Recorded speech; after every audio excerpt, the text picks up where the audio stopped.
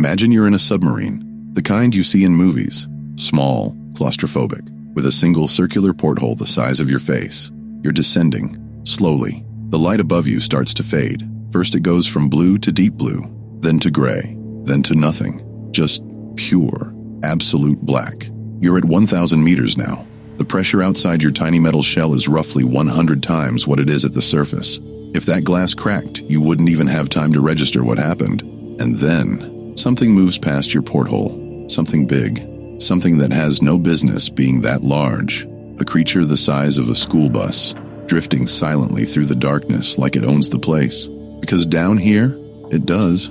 You've just encountered one of the ocean's most mind-bending secrets, and it has a name. Scientists call it deep-sea gigantism. And once you understand why it happens, once you understand what forces, what pressures, what evolutionary logic produces creatures of that scale in that environment, you will never look at the ocean the same way again. Because the deep sea doesn't just hide monsters, it builds them deliberately, systematically, over millions of years of relentless evolutionary pressure. And today, we're going to find out exactly how. Welcome. Let's go deep. Part 1. The deep sea is not what you think. Before we talk about why creatures get bigger down there, we need to talk about what down there actually means. Because most people have a wildly distorted picture of the ocean's depth. Here's a number that should recalibrate your brain immediately. The average depth of the ocean is 3,688 meters.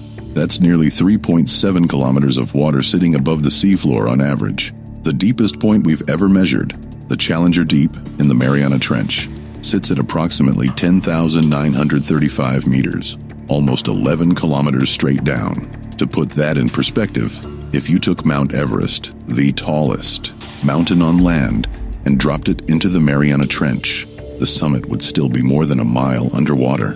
The ocean is not a pool, it is an abyss, a world unto itself, and most of it, roughly 95%, has never been explored by human beings. Now, the deep sea is commonly divided into zones. The sunlight zone goes from the surface down to about 200 meters. This is where most marine life you're familiar with lives, where photosynthesis happens, where coral reefs thrive. Below that is the twilight zone, from 200 to 1,000 meters, where some light filters through but not enough for plants to grow. Then comes the midnight zone, from 1,000 to 4,000 meters. Total darkness, crushing pressure, near freezing temperatures. Below that, the abyssal zone, from 4,000 to 6,000 meters.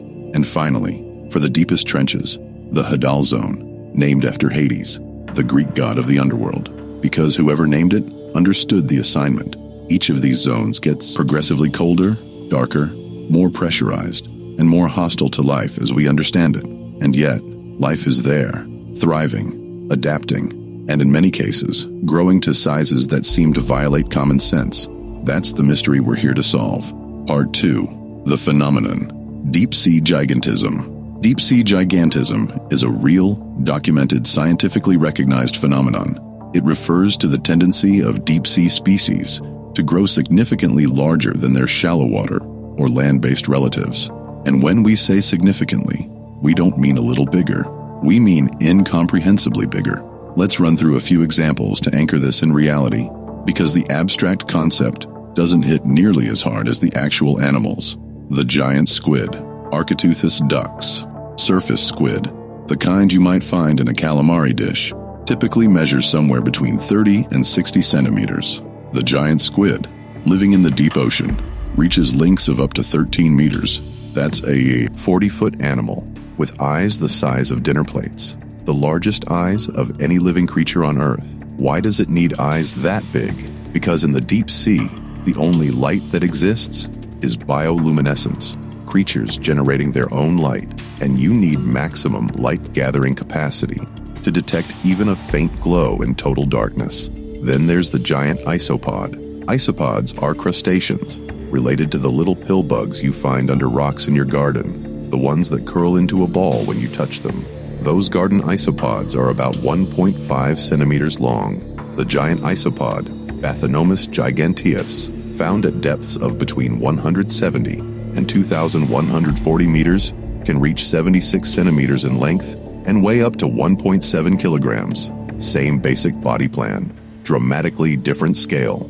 The colossal squid, Misonychoteuthis hamiltoni, makes the giant squid look modest, estimated to reach up to 14 meters in length, with the largest recorded specimen clocking in at nearly 500 kilograms, half a ton of squid. The Japanese spider crab, Macroshira campheri, lives in the Pacific Ocean at depths of up to 600 meters. Its leg span can reach 3.8 meters from claw tip to claw tip. If you put it in a doorway, it would fill it entirely, with room to spare. And these aren't evolutionary accidents. These are patterns, consistent, repeating patterns that show up across dozens of different species, across different taxonomic groups, across different oceans and different depths. Something down there is driving size. Something in that environment rewards being large, and scientists have spent decades trying to figure out exactly what. Part 3.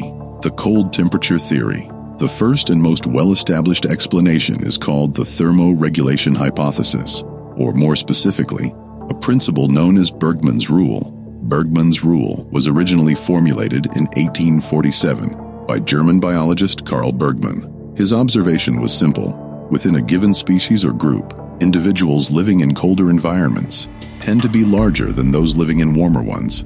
You can see this on land. Polar bears are larger than tropical bears. Wolves in northern Canada are larger than wolves in Mexico.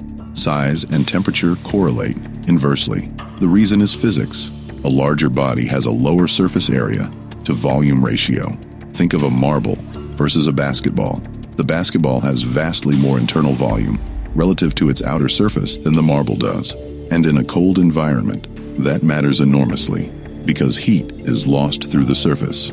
A larger body retains heat more efficiently. It's a better insulator. So in cold conditions, evolution favors size because bigger animals survive longer, stay warmer, and reproduce more successfully. Now apply that logic to the deep ocean. At depth, water temperatures hover between 2 and 4 degrees Celsius, just above freezing. It is perpetually, uniformly, brutally cold, and the deeper you go, the colder and more stable that temperature becomes. This is a textbook environment for Bergmann's rule to operate with maximum force, cold, stable, and unrelenting. Evolution has had millions of years to push body size upward in response. But here's where it gets more interesting. Cold temperatures don't just affect heat retention, they affect metabolism. Cold water creatures have significantly slower metabolic rates than warm water ones. Their chemical reactions happen more slowly. Their cells divide more slowly. Their entire biology runs at a lower clock speed. And one of the consequences of a slower metabolism is that growth doesn't stop as early. In warmer environments, animals reach sexual maturity quickly and stop growing. In cold environments, they mature slowly and keep growing for much longer periods. The result is animals that live longer, sometimes dramatically longer, and continue adding mass throughout those extended lives. The giant isopod, for example, is believed to live for decades. The giant squid's lifespan is estimated at up to 5 years, which for an invertebrate is extremely long. And the Greenland shark, which inhabits cold, deep Arctic and North Atlantic waters, may live for over 400 years. It's the longest-lived vertebrate we've ever discovered, and it is enormous. Part 4. The pressure argument. Then there's pressure, and this is where things get genuinely strange. At the surface, atmospheric pressure is 1 atmosphere, roughly 101,325 pascals. At 1,000 meters depth, it's 100 atmospheres. At the deepest point of the Mariana Trench, it's over 1,000 atmospheres. That is approximately the equivalent of having 50 jumbo jets stacked on top of you, every square inch of your body. Pressure at those levels does extraordinary things to biology. It compresses gases. It distorts cell membranes. It fundamentally changes how proteins fold and how enzymes function. Any organism that wants to survive down there has to evolve biochemical adaptations just to maintain basic cellular function. But pressure may also contribute to gigantism through a more indirect mechanism. Under extreme pressure, certain biological processes that limit growth in surface environments simply don't operate the same way. Some researchers have proposed that the pressure environment disrupts the normal hormonal and cellular signaling that tells organisms when to stop growing. Without those brakes fully engaged, growth continues longer. Combined with the extended lifespan from cold temperatures and slow metabolism, the result is animals that just keep getting bigger for decades. There's also evidence that larger body size provides a structural advantage under pressure. A larger animal with proportionally thicker tissue, denser musculature, and more robust cell membranes may be inherently better buffered against the crushing force of deep water. Evolution, as it always does, finds the body plan that works. And in this case, bigger may simply be more structurally sound. Part 5. The Food Scarcity Paradox. Here's where the logic gets counterintuitive, because you might be thinking, if the deep sea has no sunlight, no photosynthesis, no plant life, where does the food come from? And if food is scarce, how does anything get big enough to need a submarine-sized portion? The answer is a phenomenon called marine snow. Marine snow is the continuous, slow rain of organic material that falls from the upper ocean layers down into the deep. It consists of dead organisms, fecal matter, shed skin and scales, fragments of algae, mucus, essentially, the biological debris of everything living above, constantly drifting downward, like a grim underwater snowfall. It takes days to weeks to reach the seafloor. By the time it does, it has been partially consumed by organisms at intermediate depths, so what arrives at the bottom is nutritionally sparse and unpredictable. For organisms living at depth, food is not a given. It arrives in pulses. Sometimes a whale dies on the surface and sinks to the bottom, a phenomenon called a whale fall, which creates a temporary feast that can sustain entire deep-sea ecosystems for decades.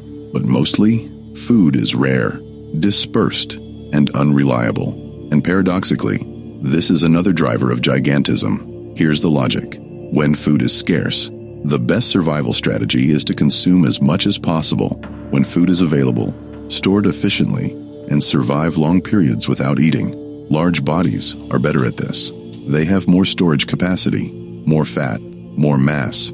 Their slower metabolisms mean they burn through energy reserves more slowly. A large deep-sea creature might go months between meals and be perfectly fine. A small creature with a faster metabolism would starve. The giant isopod, for example, is capable of consuming enormous quantities of food in a single feeding event, and then going without food for up to 5 years. 5 years, without eating. That kind of metabolic flexibility is only possible in a large, cold-blooded creature with a glacially slow metabolism and substantial energy reserves. Scarcity doesn't just tolerate large bodies down there, it actively selects for them. Part 6. Bioluminescence and the arms race of the dark. There is one more layer to this story that most people never hear about, and it involves light, or rather the absence of it, and how life responded to that absence. In the deep sea, the only light comes from the organisms themselves. Bioluminescence, the biological production of light through chemical reactions, is not rare in the deep ocean. It is ubiquitous. Scientists estimate that up to 90% of deep-sea creatures produce some form of bioluminescent light. It is used for communication, for camouflage, for attracting prey, for warning predators, and for finding mates. And this bioluminescent arms race has implications for size. Predators in the deep sea that hunt by detecting bioluminescence need to be able to see faint flickers of light across vast distances of black water. That requires enormous eyes, like the dinner plate-sized eyes of the giant squid, which are the most efficient light-gathering organs of any known animal. But large eyes require large heads. Large heads require large bodies to support them. Size, again, is the solution. And for prey species trying to avoid detection, size matters in a different way. Being larger means being faster, and in an environment with no cover, no rocks to hide behind, no seaweed to duck into. Speed and agility relative to your predator become critical. Some deep-sea creatures have evolved elongated, streamlined bodies that maximize speed through the dense, pressurized water.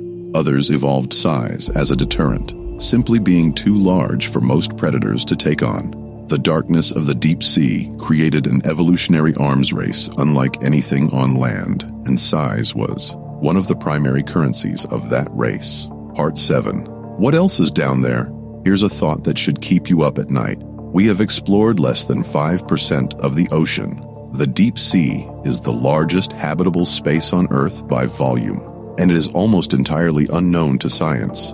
The species we've discovered, the giant squid, the colossal squid, the giant isopod, the Greenland shark, these were found in areas that are relatively accessible. The Hadal Trenches, the deepest parts of the abyssal plain, the remote reaches of the world's oceans, these remain almost completely uncharted. Every time we send a submersible to a new depth, we discover species that were entirely unknown to science. Not minor variations on known creatures, entirely new organisms, with body plans and biological strategies we had never imagined. In 2020, researchers in the Indian Ocean photographed what appeared to be a siphonophore, a colonial organism composed of thousands of individual creatures acting as one, that was estimated to be 45 meters long. 45 meters. That's longer than a Boeing 747, and it had never been recorded before. If deep-sea gigantism is as real and as powerful a force as the evidence suggests, then statistically, there are almost certainly creatures in the unexplored reaches of the deep ocean that would dwarf anything we've documented. Not sea monsters, not mythology, just biology, doing what biology does, pushed to its logical extreme by millions of years of cold, pressure, darkness, and scarcity.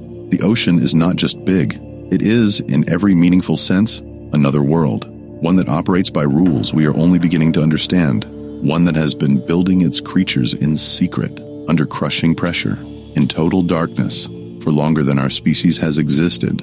So let's bring this back to the porthole, to that school bus-sized creature drifting past in the dark. It's not a monster, it's a masterpiece, a product of millions of years of optimization by one of the most extreme environments on Earth, cold temperatures that slow metabolism and extend lifespan, crushing pressure that reshapes biology at the cellular level, food scarcity that rewards the efficient, the patient, the large, darkness that triggers arms, races of perception and detection, all of these forces acting simultaneously over geological timescales in the largest and least explored habitat on the planet. The result is life at a scale that feels impossible, but it's not impossible, it's inevitable, given those conditions, given that much time, given the relentless pressure of natural selection. Size was always going to win, and somewhere down there, in the darkness we haven't reached yet, it may have won even bigger than we can currently imagine. The ocean covers 71% of this planet. Its average depth is nearly 4 kilometers, and 95% of it remains unexplored. Whatever is down there, whatever the deep has been building in the dark, in the cold, under pressures that would crush a submarine, we haven't found it yet, but it's there, waiting, growing, and one day, we'll send something deep enough to find out what it is. Tell me what video you want me to do next. Until then, be careful the next time you dive in the ocean.